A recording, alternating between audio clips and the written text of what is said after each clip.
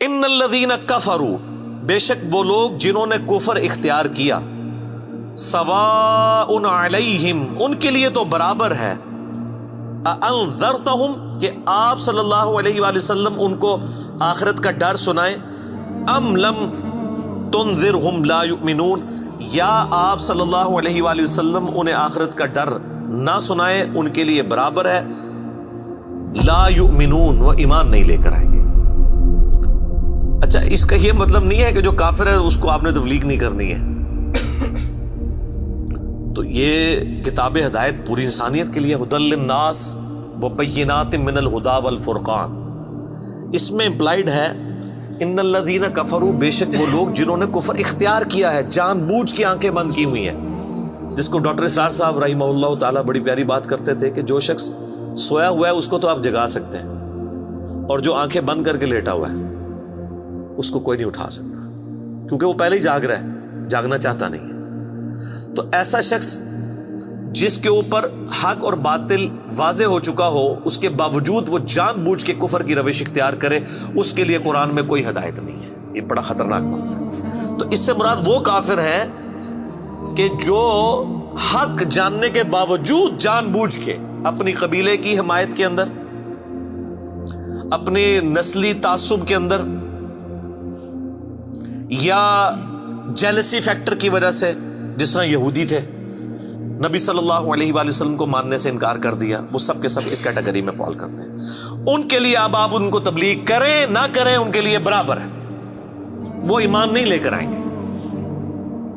ختم اللہ علی قلوبہم، اللہ نے ان کے دلوں پر مہر لگا دی ہے، سیل کر دیا، یعنی سیل ہو گئی، اب کوئی چیز اس کے اندر داخل نہیں ہو سکتی۔ وعلی سمعہم، اور ان کے کانوں پر بھی، وعلی ابصارہم، اور ان کی آنکھوں پر بھی، غشاوۃ، پردہ پڑ چکا ہے، ولہم عذاب عظیم، اور ان کے لیے بہت بڑا عذاب تیار کر رکھا ہے اللہ نے۔ وَلِعَوْذُ بِاللَّهِ تَعَالَى اللہم اجرنا من النار، اللہم اجرنا من النار، اللہم اجرنا من النار۔ اچھا، قرآن کا طالب علم جب اس طرح کی آیات پڑھتا ہے نا تو وہ پریشان ہو جاتا ہے کہ بھئی قرآن تو بہت سٹریٹ فارورڈ ہے، اور آپ دیکھ رہے ہیں کہ اللہ تعالیٰ کے مزاج میں وہ چیزیں نہیں ہیں جو آپ کو میٹھے میٹھے وائزین بتاتے ہیں۔ اس لیے میں کہتا ہوں کتابوں کا خدا اور ہے اور بابوں کا خدا اور۔ قرآن بہت سٹریٹ فارورڈ ہے، کیونکہ یہ کلام کرنے والا کون ہے؟ اللہ، بے پرواہ ہے، اور وہ اسی پیشن کے ساتھ بات کرے گا تو آپ بھی اللہ کو سیریس لیں گے نا۔ اور اگر آپ کو یہ کہانی کرائی جائے گی، خیر ہے، جیسے ایک نانی ماں ہوتی ہیں، ایک دادی ماں ہوتی ہے، تو اللہ تعالیٰ تو نانی اور دادی سے بھی بڑھ کے رحم کرنے والا ہے۔ یہ کہانی، یہ کس آیت میں، کس حدیث میں لکھی ہوئی ہے یہ بات؟ اور میں اس کو پھر اینٹی وینم الزامی جواب کے طور پہ، پھکی کے طور پہ کہتا ہوں کہ اگر یہ نانی دادی اور ماں کے ساتھ آپ اللہ کو تشبیہ دے رہے ہیں اس کی محبت کو، تو کیا یہ نانی دادی اور ماں والی محبت اللہ تعالیٰ کی ابو جہل اور فرعون کے ساتھ بھی ہے؟ تو سارے کہیں گے نہیں۔ تو جو کلمہ پڑھ کے اللہ کے نافرمان اور باغی ہے ان کے ساتھ بھی ہے؟ نہیں۔ جو اللہ کی طرف رجوع لے آئے ان کے لیے، پورے قرآن میں ایک آیت بھی ایسی نہیں ہے کہ جو اللہ کا باغی ہو، رجوع نہ لانے والا ہو، اللہ کہتا ہوں میں اس کو معاف کرنے والا ہوں۔ ہمیشہ یہ ہے کہ جو توبہ کر لے، اپنی اصلاح کر لے، رجوع لے آئے۔ یہ درجنوں آیات ہیں، وہ وقت کے ساتھ آئیں گی، ورنہ تو میں اسی آیت کے اوپر ہی پورا یہ لیکچر ختم کر دوں گا، پھر آپ کا وہ یہ مصحف تو پچھلا تو 9 سال میں ختم ہوا ہے، یہ 18 سال میں بھی ختم نہیں ہونا۔ لیکن جنرل میں بات ضرور کروں گا تاکہ آپ کو ایک کنسیپٹ کلیئر ہو کہ جو باتیں بتائی گئی ہیں بالکل نان سینس باتیں ہیں، اس طرح کا کوئی کنسیپٹ نہیں ہے اسلام کے اندر۔ ایک میرا یوٹیوب پہ کلپ بھی ہے، اللہ کی رحمت سے دھوکا، وہ آپ کلپ دیکھیں، میں نے اس میں کراس ریفرنس کے طور پہ کئی آیات پیش کی ہیں کہ یہ آپ کو بالکل کہانی کرائی گئی ہے۔ اللہ تعالیٰ اپنے معاملات میں بہت سخت ہے۔ اچھا، اس کی وجہ سے بعض لوگوں کے دماغ میں یہ بھی آ جاتا ہے کہ یار اللہ تعالیٰ دیکھو مور لگا دیتا ہے، نعوذ باللہ، اللہ تعالیٰ کی اپروچ بڑی کوئی فنیٹک والی ہے، نعوذ باللہ۔ ایسا نہیں ہے، یہ ان لوگوں کے لیے جو جان بوجھ کے حق سے اناد کرتے ہیں، تو پھر اللہ تعالیٰ کے غضب کا کوڑا ان پہ پڑتا ہے کہ یار ان کو بات سمجھ بھی آ گئی تھی، اس کے باوجود انہوں نے یہ کیا ہے، اب میں ان کو نہیں چھوڑوں گا، اب ان کے اندر ہدایت داخل بھی نہیں ہو سکے گی. یہ بہت، یعنی اس کو کہتے ہیں پوائنٹ آف نو ریٹرن. اب اس پہ اللہ تعالیٰ کو کوئی پوچھ نہیں سکتا، اس کو اللہ نے بین کیا ہے. لا يسأل عما يفعل وهم يسألون. اللہ کو کوئی نہیں پوچھ سکتا اس نے کوئی کام کیوں کیا. اللہ ہر ایک کو پوچھ سکتا ہے. یہ اللہ کو گلہ نہیں کیا جا سکتا. رب ہے، مالک ہے، اس نے اپنے لیے رول طے کیا کہ بھئی جب پوائنٹ آف نو ریٹرن پہ کوئی بندہ پہنچے گا، سچائی قبول کرنے کے باوجود وہ حق سے اناد کرے گا، اس کو نظر آ جائے گی سچائی ہے، پھر بھی وہ اناد کر دے گا، پھر میں موت لگا دوں گا. آؤ پھر وقت کا پیغمبر بھی اس کو ہدایت نہیں دے سکتا. انک لا تہدی من احببت ولکن اللہ یہدی من یشاء. اے نبی، جس سے تم محبت کرتے ہو تم بھی اسے ہدایت نہیں دے سکتے. اللہ جسے چاہتا ہے ہدایت دیتا ہے. ہدایت کس کو دیتا ہے؟ والذین جاہدوا فینا لنہدینہم سبلنا.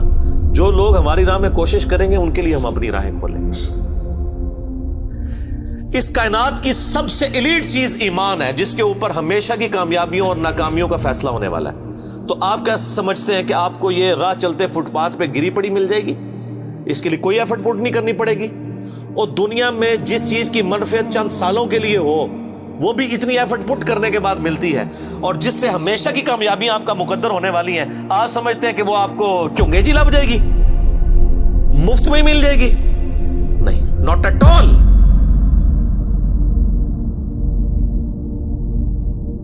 میری وائف نے جب پہلی دفعہ قرآن پڑھا نا شادی کے بعد، میں نے اس کو ایک قرآن کلاس ہوتی تھی رمضان شریف میں، تو میں نے کہا میں بچے وغیرہ میں دیکھوں گا، تم نہ صرف ایک دفعہ قرآن پڑھ لو تاکہ تمہیں پتہ چلے قرآن میں لکھا کیا ہوا ہے. قرآن آپ اکیلے بیٹھ کے تو ظاہر ہے اس طرح نہیں ہے، ایک ماحول ہوتا ہے، ایک ڈیکورم ہے، کلاس ہے جس طرح یہاں لوگ بیٹھے. تو رمضان میں پورا قرآن اس نے مکمل کیا نا، تو میں نے اس سے پوچھا تم نے کیا یعنی اس سے حاصل کیا؟ اس نے کہا جی اللہ بہت سخت ہے، اور جس خدا کا تعارف ہمیں ہمارے ماں باپ اور یہ معاشرہ کرواتا ہے وہ خدا نہیں ہے جو قرآن میں ہے. اللہ تو اپنے معاملات میں بہت سخت ہے. یہ کتاب انذار ہے، تبشیر اور بشارت ان کے لیے جو بات مانتے ہیں. جو نہیں مانتے ہیں ان کے لیے عذاب کا کوڑا ہے یہ کتاب. کیونکہ اللہ ہے نا، یہ کائنات اس نے اس لیے بنائی ہے کہ آپ جانوروں کی طرح کھائیں پیئیں، اولاد پیدا کریں اور مر جائیں. انسان کو اس نے اپنے لیے پیدا کیا ہے. پوری کائنات انسان کے لیے اور انسان کو اپنے لیے. وما خلقت الجن والانس الا لیعبدون. اچھا، یہ جو بات ہے نا ختم اللہ علی قلوبہم وعلی سمعہم وعلی ابصارہم، مور لگا دی ان کے دلوں پر، کانوں پر، آنکھوں پر، پردہ ڈال دیا، اب عذاب ہی ان کو آئے گا. یہ آپ نے اگر بات سمجھنی ہے نا تو آپ پارہ نمبر 7 کے آخری صفحے پہ آ جائیں. سورۃ الانعام میں آیت نمبر ہے 110، 7ویں پارے کی آخری آیت. آپ کے یہ بلو والے قرآن میں 142 نمبر پیج کی آخری آیت 110 نمبر. وَنُقَلِّبُ أَفْئِدَتَهُمْ وَأَبْصَارُهُمْ. ہم پھیر دیتے ہیں ان کے دلوں کو اور ان کی آنکھوں کو، عقل اور ان کی آنکھوں کو، کہ وہ حق بات قبول نہ کریں. حق سے اللہ فرماتا ہے کہ میں ان کو حق سے اندھا کر دیتا ہوں. کما لم یؤمنوا به اول مرہ، جس طرح کہ انہوں نے بھی تو پہلی دفعہ جب ان کے اوپر حق کھلا تھا انہوں نے ایمان لانے سے روح گردانی کی تھی نا، اب یہ چاہیں گے بھی نہ تو میں ان کو اسلام کی طرف نہیں آنے دوں. وَنَذَرُهُمْ فِي طُغْيَانِهِمْ يَعْمَهُونَ، اور میں ان کو چھوڑ دوں گا اپنی سرکشی میں بھٹکتے پھریں. وَلَوْ أَنَّنَا نَزَّلْنَا إِلَيْهِمُ الْمَلَائِكَةَ، اور اب اگر فرشتے بھی ان کے سامنے نازل ہوں، وَكَلَّمَهُمُ الْمَوْتَى، اور مردے قبروں سے نکل کے ان کے ساتھ بات کرنا شروع کر دیں. وَحَشَرْنَا عَلَيْهِمْ كُلَّ شَيْءٍ قُبُولًا، اور ہر چیز جن کا ان سے وعدہ کیا تھا ان کی آنکھوں کے سامنے آ جائے، قیامت بھی، عذاب بھی، سب کچھ بھی. مَا كَانُوا لِيُؤْمِنُوا، پھر بھی ایمان نہیں لے کے. یہ ہے سر کتابوں کا خدا. یہ نانی اماں، دادی اماں اور ماما نہیں ہے، یہ اللہ ہے. کتنی سختی ہے کہ فرشتے بھی. اب مجھے بتائیں کسی سے مردہ نکل کے قبر سے کہے کہ میری تو پھینٹی لگ گئی ہے، آپ کو تو پوری زندگی نیند نہیں آنی ہے، لیکن اللہ فرما رہا ہے پھر بھی ایمان نہیں لے کے آئیں گے. کر لو جو کر، یہ اللہ کہہ رہا ہے. آمین. الا ان یشاء اللہ، ہاں اگر اللہ ہی چاہے زبردستی کسی کو اس طریقے سے ہدایت دے تو وہ الگ بات ہے. ولیکن اکثرہم یجہلون، لیکن اکثر لوگ جہالت کا شکار ہیں. وہ اپنی وشفل تھنکنگز کے اندر، امانیہم جنہیں کہا گیا ہے، وہ ان میں پھر رہے ہیں، پھرتے رہے۔ اللہ تعالیٰ اپنے معاملات میں بہت سخت ہے میرے بھائیوں، اللہ کو سیریس لینے کی ضرورت ہے۔ ظاہر ہے اس کائنات کی ایک ہی حقیقت ہے، وہ اللہ ہے، اگر اس کو کوئی سیریس نہیں لیتا تو اللہ تعالیٰ کے لیے کیا ہے؟ وہ تو اپنے نبی سے 3 دفعہ قرآن میں کہلوا رہا ہے، قل انی اخاف ان عصیت ربی عذاب یوم عظیم، اے نبی تم فرما دو کہ بالفرض اگر میں بھی اپنے رب کی نافرمانی کروں تو مجھے خود اس بات کا ڈر لگا ہے کہ بڑے دن کا عذاب مجھے بھی آ پکڑے گا۔ جی سورۃ الانعام، سورہ یونس، سورہ الزمر، 3 سورتوں میں یہ ایک آیت 3 دفعہ آئی ہے۔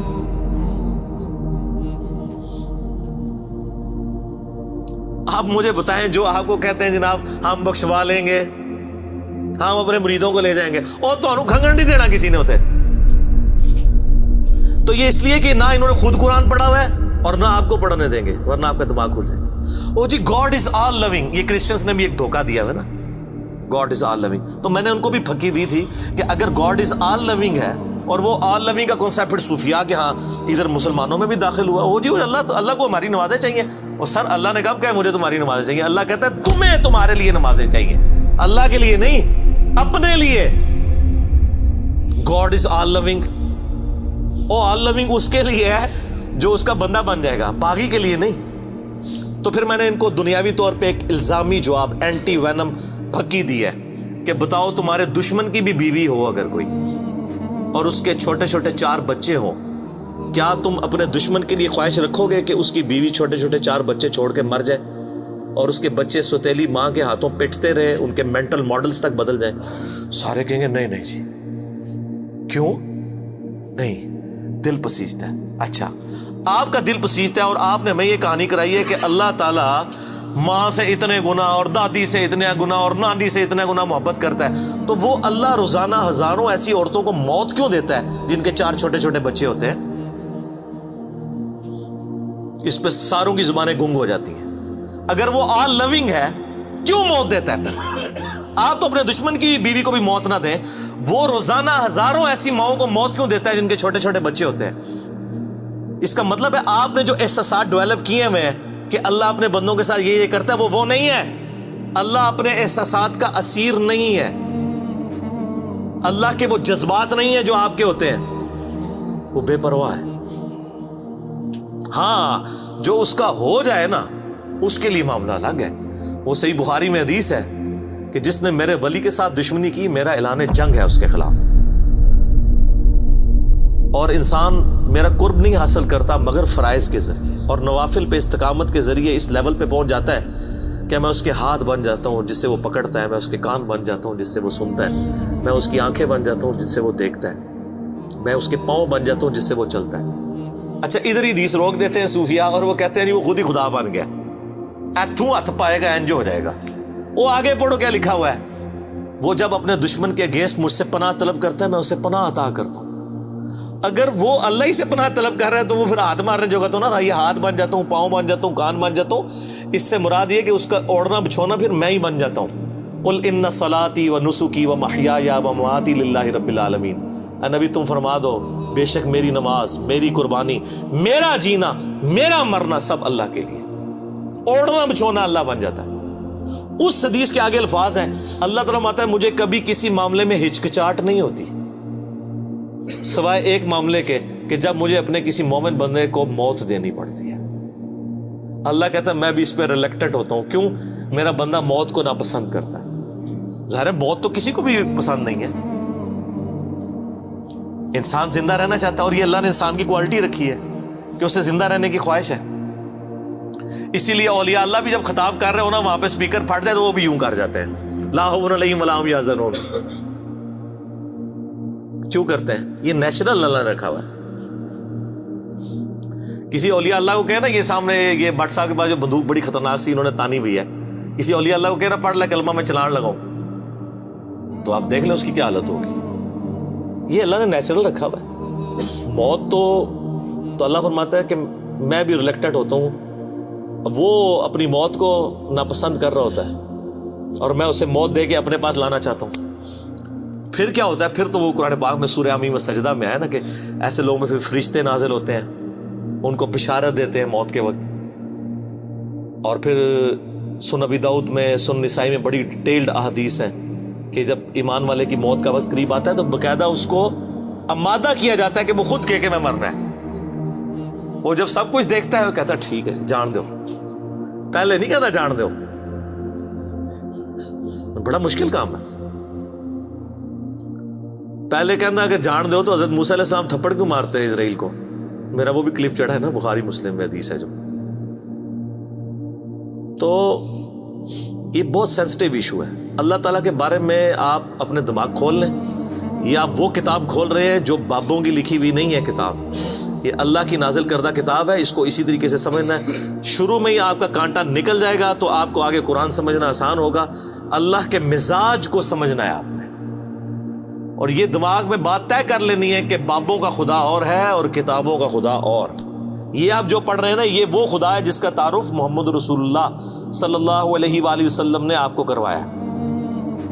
یہ وہ خدا ہے جس کا تعارف پیغمبروں نے کروایا اور پیغمبروں نے ان کتابوں کے ذریعے کروایا جو اللہ نے ان پہ نازل کی تھی. یہ مولانا روم کے مثنوی شریف والا خدا نہیں ہے، یہ قرآن شریف والا خدا ہے. وہ کہتے ہیں وہ مثنوی مولانا روم جو ہے وہ فارسی کا قرآن ہے. استغفر اللہ تو بولی ایڈیاں کہانیاں، ایڈے جھوٹ، اتنی انبیاء کی گستاخانہ واقعات اس کے اندر ہیں اور اس کو کہتے ہیں فارسی کا قرآن ہے. سر فارسی کا قرآن وہی ہوگا جو قرآن کا ترجمہ فارسی میں شاہ ولی اللہ دہلوی نے کیا ہوا ہے. باقی وہ کہانیاں لکھتا رہے وہ قرآن نہیں بنتا. تو یہ ساری میں نے گفتگو شروع میں ہی کانٹا نکال دیا.